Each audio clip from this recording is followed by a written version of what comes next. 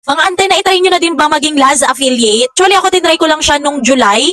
And then, nagulantang ako kasi malaki din pala yung pwedeng kitain dito. Hindi ko talaga ina-expect na malaki yung magiging commission ko kasi first time ko lang naman, as in, newbie lang ako sa pagla-Laz affiliate. So, ang ginawa ko lang is nag-generate ako ng link and then, i-share ko yung link na yon through my social media platform. And ang maganda din sa kanila, for example, nag-generate ka ng link ni VitaShape and then si buyer kinlik yung link na yon pero nagbago yung isip niya kasi meron pa pala siyang ibang bagay na kailangan bilhin.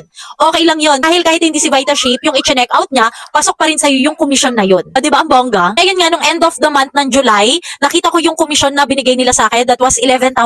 Napakalaking tulong na niya para sa mga gastusin namin dito sa bahay. Kagaya na lang ng pambayad namin ng kuryente. Kasi laging antaas-taas talaga ng kuryente namin ngayon, ante, nakakaloka. Ayan yung mga commission ko ng July, August, and September. Hindi ko pa siya nakukuha lahat kasi dito kay Laz Affiliate, kapag newbie ka, 6 months mo pa pwede ma-withdraw yung commission mo, which is okay lang naman para sa akin. O, parang iniisip ko na lang na maiipon yung pera ko, sobrang laki nun. Isang bagsakan lang siya ibibigay. And then yung sa akin, parang makukuha ko siya ng December. So maganda-gandang Christmas bonus yan para sa akin kung sakali man totoo na maibigay siya. So ayun lang muna for today's video. Kung meron kayong mga question, feel free to comment. Masipag po ako magbasa ng mga comment, mga mi. Lahat po yan sasagutin natin. At kung hindi ka pa nakakapag-follow sa akin, i-follow mo na ako for more chikahan.